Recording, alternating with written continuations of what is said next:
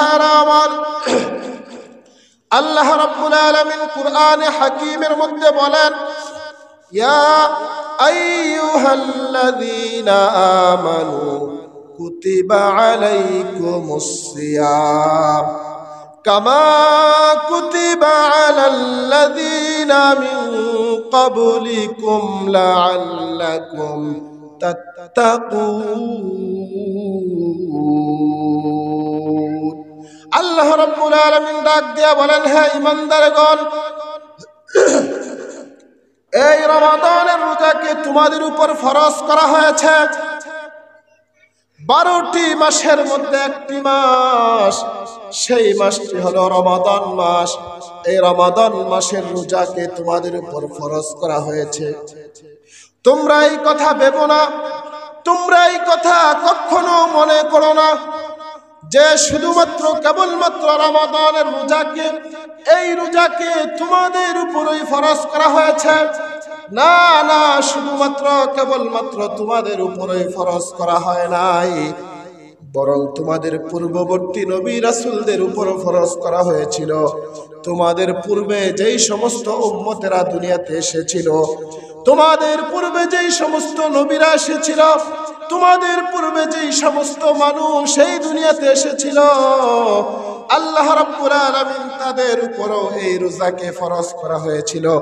আল্লাহ রাব্বুল আলামিন তাদের উপরও এই রোজাকে ফরজ করেছিলেন।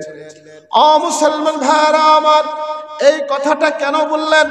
পূর্ববর্তী নবী রাসূলদের কথা, পূর্ববর্তী মানুষের কথা, পূর্ববর্তী উম্মতের কথা কেন এখানে টেনে আনলেন?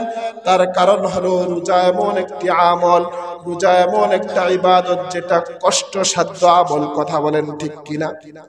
এই জন্য কোনো মানুষ যেন রোজার আমল পেয়ে সারাদিন অনাহারে থাকাটাকে কষ্ট মনে না করে, এবং এই কথাও যেন মনে না করে যে এই রোজাটা আমাদের উপর ফরজ করে কষ্ট হয়ে গেছে।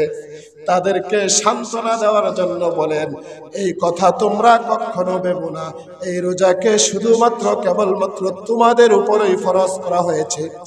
না না, এই রোজাকে শুধুমাত্র কেবলমাত্র তোমাদের উপরই ফরজ করা হয় নাই, তোমাদের পূর্ববর্তী উম্মতদের উপরেও ফরজ করা হয়েছিল। কিন্তু এক একজন নবীর বিধান ছিল আলাদা, এইভাবে সিস্টেম ছিল না। রমাদান মাসের 1 মাস রোজা, এটা আমাদের উপর ফরজ করা হয়েছে।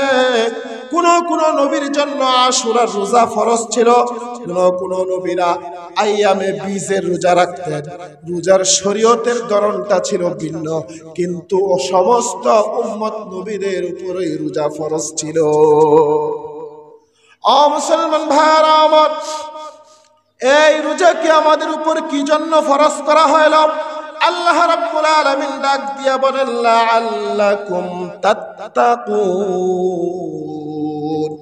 যেন এই রোজার মাধ্যমে তোমরা তাকওয়া অর্জন করতে পারো। কি অর্জন করতে পারো?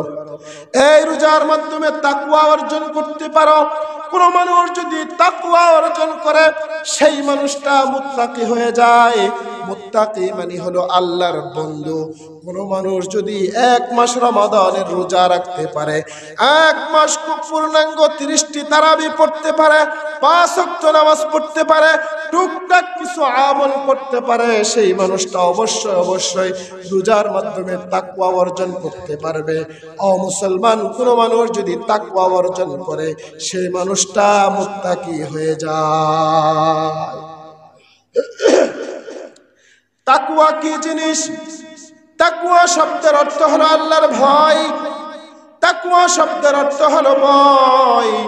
ও মুসলমান, কোন মানুষের দিলের মধ্যে যদি ভয়টা থাকে, কোন মানুষের দিলের মধ্যে যদি শুধুমাত্র কেবলমাত্র আল্লাহর ভয় থাকে, সেই মানুষটার চেয়ে বড় আল্লাহর ওলি আর দ্বিতীয় কেউ হতে পারে না। কথা বলেন ঠিক কিনা?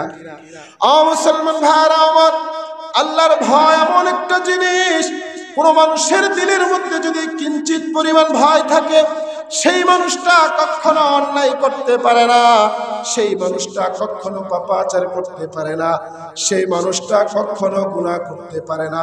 এই জন্য আমাদের মধ্যে যদি তাকওয়ার গুণটা চলে আসে, তাহলে আমরা আর দ্বিতীয়বার কখনো গুনাহ তো করবই না, গুনার দ্বারে কাছেও যাব না। আল্লাহ রাব্বুল আলামিন আমাদেরকে সুযোগ করে দিয়েছেন আমরা যেন রমাদানের মাধ্যমে তাকওয়ার গুণটা অর্জন করতে পারি। ও মুসলমান ভাইরা আমার, তাকওয়া কেমন বড় হাতিয়ার!